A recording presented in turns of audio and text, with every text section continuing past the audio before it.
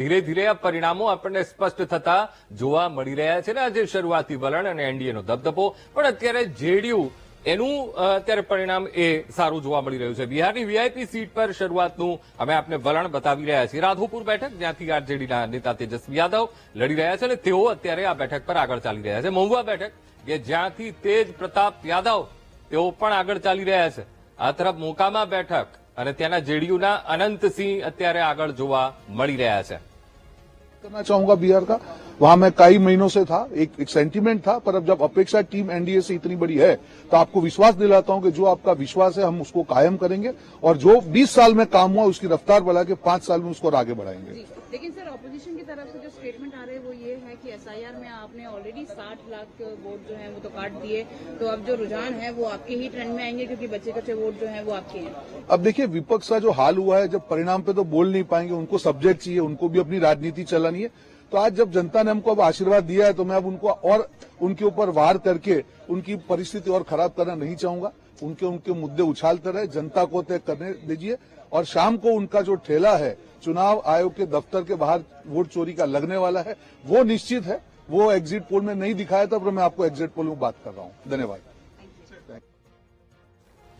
તો આ શરૂઆતી વલણ અને જે સ્પષ્ટ આંકડાઓ આપણને જોવા મળી રહ્યા છે ને એમાં અલીનગર બેઠક પરથી ભાજપની મૈથિલી ઠાકુર તેઓ પણ આગળ ચાલી રહ્યા છે.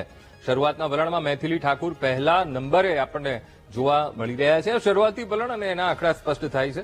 આરજેડીના અનુભવી નેતા વિનોદ મિશ્રાને ટક્કર આપી રહ્યા છે મૈથિલી ઠાકુર અને ભાજપે પહેલીવાર લોકગાયિકાને, બિહારની લોકગાયિકા જેને આ ટિકિટ આપી છે અને ઘણા બધા કલાકારોને પણ ટિકિટ આપી છે. અલીનગર બેઠક પરથી ભાજપની મૈથિલી ઠાકુર તેઓ આગળ ચાલી રહ્યા છે. ઘણા બધા સોશિયલ મીડિયા પર વિડીયો પણ ખૂબ વાયરલ મૈથિલી ઠાકુરના થઈ રહ્યા હતા. બંને તરફ આક્ષેપ પ્રત્યાક્ષેપ થઈ રહ્યા હતા અને એ વચ્ચે આજે જયારે પરિણામો સામે આવી રહ્યા છે ત્યારે અલીનગર બેઠક અને ત્યાંથી મૈથિલી ઠાકુર એ આગળ જોવા મળી રહ્યા છે. પહેલીવાર લોકગાયિકાને તેમણે ભાજપે ટિકિટ આપી છે અને અત્યારે આ જે પરિણામો સામે આવી રહ્યા છે એનાથી એનડીએમાં સ્પષ્ટ અત્યારે જીતનો આશાવાદ જોવા મળી રહ્યો છે. मुझे पूरा है विश्वास हम होंगे कामयाब. जीत निश्चित है महागठबंधन की. आज डबल इंजन की नीतीश सरकार की विदाई है और तेजस्वी सरकार 222 पोलिंग बूथ्स जिसपे 60.95% पोलिंग हुई है, उसके हमारे 14 टेबल्स पे काउंटिंग होनी है. ईवीएम की काउंटिंग 16 राउंड्स में काउंटिंग होनी है. इसके एडिशन में हमारे जो पोस्टल बैलेट्स आए हैं ईटीपीबीएमएस के सर्विस वोटर्स के और कुछ हमारे जो विकलांग या फिजिकली डिसेबल्ड वोटर्स और 85 प्लस वोटर्स के करीबन 250 के आसपास पोस्टल बैलेट्स हैं, उनकी काउंटिंग होनी है. तो ऑलरेडी काउंटिंग का फर्स्ट राउंड शुरू हो चुका है. 8 बजे काउंटिंग शुरू होनी थी. पोस्टल बैलेट की काउंटिंग भी ऑलरेडी शुरू हो चुकी है. जितने भी पुख्ता इंतजाम करना था हम लोगों ने कर लिया है. आज मतगणना बहुत शांतिपूर्वक चल रही है और जो भी मतदान के कर्मी हैं सभी अपने टेबल पर बैठ गए हैं. पोस्टल बैलेट की गिनती भी शुरू हो चुकी है. ईवीएम की गिनती भी शुरू हो गई. फर्स्ट राउंड उसका भी शुरू हो गया है. બિહાર જનાદેશ અને શરૂઆતી જે વલણો સ્પષ્ટ થઈ રહ્યા છે. ઠાકર સાહેબ આપની પાસે આવીશ. હવે જે આપણે લગભગ અડધો કલાક પહેલા જોતા હતા, 15 મિનિટ પહેલા માનો ને 15 મિનિટ પહેલા આપણે જોતા હતા બીજેપી આપણને આગળ જોવા મળી રહ્યું છે ને મોટી પાર્ટી તરીકે એ ઉભરતી આપણને જોવા મળી રહી હતી. પણ હવે આ પાછું વલણ એ બદલાયું છે. જેડીયુ એ મજબૂતાઈથી આગળ એ વધી રહી છે અને બીજેપીની સીટો ઘટી છે. આ તરફ મહાગઠબંધનની વાત કરીએ, કોંગ્રેસનું પ્રદર્શન સુધર્યું છે. જે પહેલા 9 બેઠકો પર હતી હવે અત્યારે આપણને 16 ઉપર જોવા મળી રહી છે. આની પાછળ જે કેલ્ક્યુલેશન છે કેવી રીતે જોઈ રહ્યા છો? ના એટલે જુઓ, જ્યાં સુધી ઉપરની ટેલી ના બદલાય ત્યાં સુધી એનડીએને બહુ ચિંતાનો વિષય નથી. ઉપરની ટેલી લગભગ સરખી રહે છે કારણ કે બીજેપીની સીટો ઘટી છે તો સામે નીચે આરજેડીની સીટો એ તમને ઓછી થતી દેખાય છે અને કોંગ્રેસની સીટ જે છે એ 11 થી 15 સુધી અત્યારે પહોંચી છે. પણ સામે એલજેપી અને જેડીયુ આ એક સરપ્રાઇઝ ફેક્ટર છે કે જે કોઈ એક્ઝિટ પોલની અંદર પણ આ બતાવેલું નથી. આ ઘણા બધા એક્ઝિટ પોલમાં લગભગ 3-4 એક્ઝિટ પોલમાં એવું બતાવ્યું હતું કે જેડીયુ એ બીજેપી કરતા વધારે સીટ લઈ જાય છે. પણ એલજેપી 29 સીટની અંદરથી લગભગ 12 સીટ એટલે 50% આસપાસનું પરિણામ ત્યાં આગળ મેળવી રહી છે. એટલે બીજેપીનું નુકસાન સરભર થઈ ગયા છે જેડીયુ ને એલજેપીની અંદર. આરજેડીની ટેલી થોડીક ત્યાં આગળ ઓછી થતી દેખાય છે અને કોંગ્રેસનું પ્રદર્શન પાછું થોડુંક સુધર્યું છે. એટલે જો આરજેડી ગઈ વખતનું પ્રદર્શનને જાળવી લે અને કોંગ્રેસ એનું પ્રદર્શન સુધારી દે તો ફરી પાછી એ આશા જાગે. અને જેમ હમણાં આપણે સાંભળ્યું એ રીતે કે 16 કે 17 રાઉન્ડ હોય દરેક કોન્સ્ટિટ્યુઅન્સીના મતદાન પ્રમાણે, એની અંદર પહેલો રાઉન્ડ હજી પૂરો થયો હોય ઇલેક્શન કમિશનનો કે અધિકારિક આંકડા આવે એ પછી આ બદલાવ. બીજું કેટલા ઓછા માર્જિનથી કોણ આગળ ને પાછળ છે, કારણ કે ગઈ વખતે પણ 38 સીટો એવી હતી કે જે બહુ જ પાતળી સરસાઈથી કોઈને કોઈ પક્ષ એ સીટોમાં જીત્યું હતું. એટલે એવી સીટો જે છે એ છેલ્લે સુધી આપણને આ વસ્તુ રમાડશે. પણ એનડીએ માટે અને ભારતીય જનતા પાર્ટી માટે આશકારો એ બાબતનો છે કે એમની જે ઉપરની ટેલી છે એનડીએ 160 અને એમજીબી 80 એટલે લગભગ 50% નું માર્જિન છે. એટલે સારામાં સારું પ્રદર્શન કરે તો આખી આ ટેલી ઉલટી થાય એ સ્થિતિ થાય તો પાછું આપણે આપણું વિશ્લેષણ જે છે એ ત્યાં આગળ બદલવું પડે. પણ અત્યારની સ્થિતિ અને બીજું હમણાં આપણે વોટિંગ વધી એની વાત કરી કે ભાઈ વોટિંગ વધે તો એન્ટી ઇન્કમ્બન્સી હોય. હવે એન્ટી ઇન્કમ્બન્સીની સાથે એક નવો શબ્દ વપરાય છે પ્રો ઇન્કમ્બન્સી. Pro incumbency. હા, તમે 1990 થી 2005 નું લાલુ પ્રસાદનું જે શાસન હતું એ 2005માં જયારે લોકોએ પલટાઈ દીધું ત્યારે 16% વોટિંગ ઓછું થયું હતું. 62 થી સીધું 46% આવ્યું હતું. એટલે નિરાશા પણ સત્તાના પરિવર્તન માટે જવાબદાર હોય છે. એટલે આ બિહારની જનતા છે ગમે ત્યારે પરિણામો એ પલટી શકે એટલે છે. વોટિંગ વધે છે એ માત્ર એન્ટી ઇન્કમ્બન્સી ગુજરાતની અંદર આપણે લઈએ. ગુજરાતમાં જયારે વોટિંગ વધ્યું છે ત્યારે ભારતીય જનતા પાર્ટીની સીટો વધી છે. એટલે પ્રો ઇન્કમ્બન્સી પણ હોય છે કે ભાઈ આ સરકાર છે આને અમારે જાળવી રાખવી છે, તો પણ જયારે એના મતદારને એવું લાગતું હોય કે ભાઈ આ વખતે સત્તા દાખલા તરીકે ગુજરાતનું આપણે ઉદાહરણ લઈએ તો અત્યારે લોકોમાં બધામાં એક ભાવના હોય કે બીજેપીનું શાસન છે એમાં કઈ ફરક નહીં પડે. એટલે બીજેપી પણ એનો વોટર હોય ને એ આક્રમક રીતે વોટિંગ ના કરે કે ભાઈ જીતવાના છે, આમાં ક્યાં બહુ મહેનત કરવાની જરૂર છે. પણ જે દિવસે એ લાગે ત્યારે એ મતદાર પણ બહાર નીકળે અને એના કારણે પણ વોટિંગ વધતું હોય. એટલે વોટિંગ વધવું અને ઘટવું બિહારમાં બે વસ્તુ થઈ છે. 16% વોટ ઘટ્યા પછી પણ સત્તાનું પરિવર્તન થયું છે અને એના પછી આરજેડી ને નીતિશ કુમાર જયારે જોડે હતા ત્યારે 6% વોટ વધ્યા ત્યારે પણ સત્તાનું પરિવર્તન થયું છે. એટલે બંને સિનારીઓની અંદર ત્યાં આગળ સત્તા પલટાઈ છે. એટલે જે અત્યારે ચર્ચા થાય ને કે બિહારને કોઈ એક જ માપદંડથી એનું વિશ્લેષણ કરવું એ ખૂબ જ અઘરું છે. સૌથી વધારે મેચ્યોર વોટર્સ જો કોઈ ગણાતું હોય 16 વર્ષનું છોકરું પણ તમને કપૂરી ઠાકુર ને રામ મનોહર લોહિયા જયપ્રકાશ નારાયણની પોલિટિક્સની ચર્ચા તમારી સાથે કરે. આટલું બધું જાગૃત સ્ટેટ છે. એટલે એની અંદર આ જે વોટિંગ થતું હોય એક જ કમનસીબી એ છે કે જાતિગત રાજનીતિની અંદર સુધી બિહાર બહુ ઉભરી શક્યું નથી.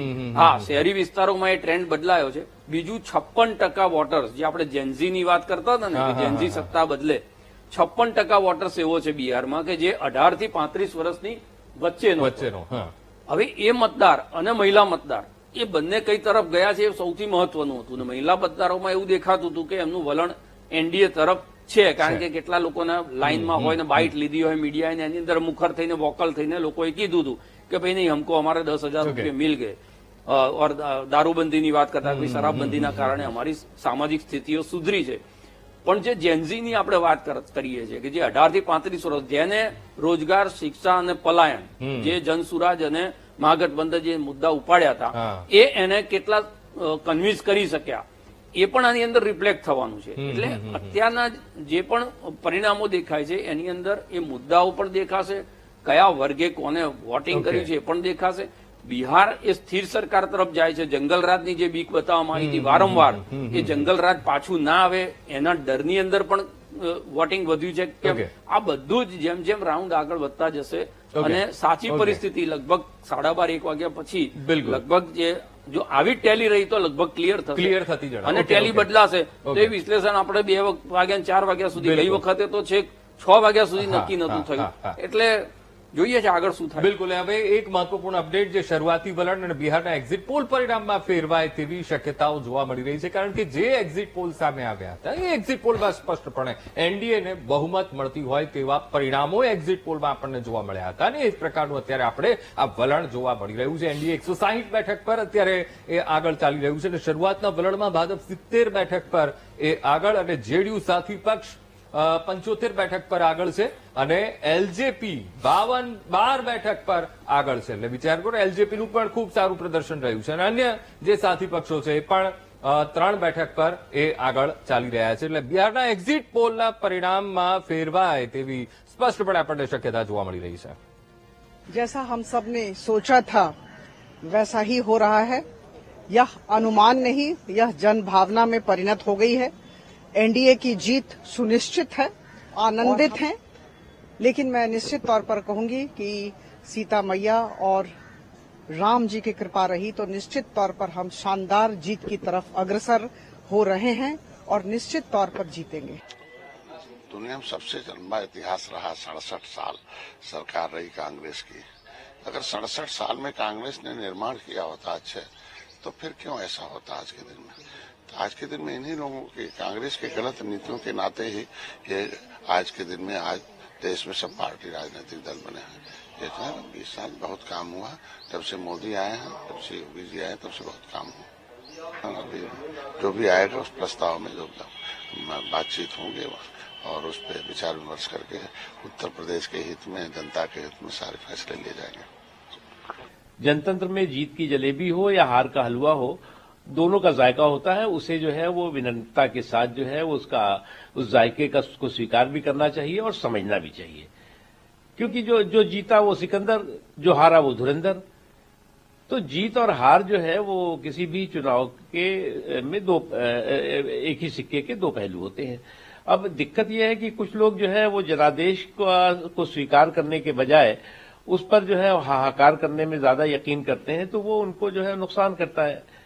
आप अगर देखें इन 11-12 सालों में, 11 सालों में खास तौर से, तो लगातार जनता का जो मूड और मिजाज है वो सुशासन की निरंतरता के लिए है, समावेशी विकास और समावेशी सशक्तिकरण को जो है के सफर को आगे बढ़ाने के लिए है.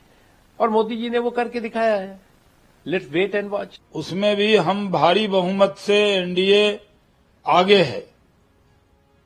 बिहार, देखिए, आपने भी बिहार में दौरा किया था, आपने भी देखा था कि बिहार में बिल्कुल एक रुझान है एनडीए के लिए. लोगों का कॉन्फिडेंस है, लोगों का विश्वास है, लोगों के बीच में हमने काम किया है और वो दोनों चाहते हैं, वो दोनों लीडर्स हमारे आदरणीय प्रधानमंत्री जी वो विश्वास पुरुष है. जनता चाहती है विकास होता रहे, जनता चाहती है एक अच्छा गवर्नेंस मॉडल हो.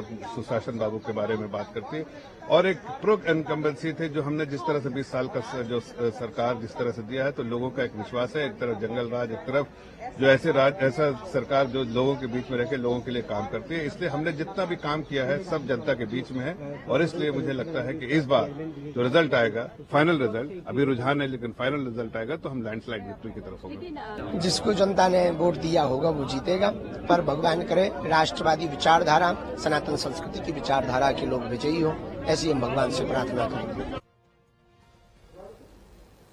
તો એક મહત્વપૂર્ણ સમાચાર, લાલુ પ્રસાદ યાદવના દીકરા તેજ પ્રતાપનું ભવિષ્ય અંધારામાં જોવા મળી રહ્યું છે. હવે શા માટે? તો મહુવા બેઠક પર 3જા નંબરે તેજ પ્રતાપ યાદવ ફેંકાઈ ગયા છે, જે પહેલા નંબર 1 પર ચાલી રહ્યા હતા. પરિવાર સાથે છેડો ફાડીને નવી પાર્ટી તેજ પ્રતાપ યાદવે બનાવી હતી અને ઇલેક્શનમાં ઝંપલાવ્યું હતું. તેજ પ્રતાપ યાદવે 2015માં પહેલી વાર બેઠક જીતી હતી. તો 2020માં તે હસનપુર બેઠક પરથી જીતીને ધારાસભ્ય બન્યા હતા, ધારાસભા લડ્યા હતા. ત્યારે લાલુ પ્રસાદ યાદવના દીકરા અત્યારે તો જે પરિણામો સામે આવી રહ્યા છે એમાં તેજ પ્રતાપનું ભવિષ્ય એ અંધારામાં જતું હોય તેવું સ્પષ્ટપણે જોવા મળી રહ્યું છે. પળે પળના પરિણામોના અપડેટ આપના સુધી પહોંચાડતા રહીશું. આ ચર્ચાનો દોર પણ યથાવત રહેશે. રોકાઈશું એક બ્રેક માટે.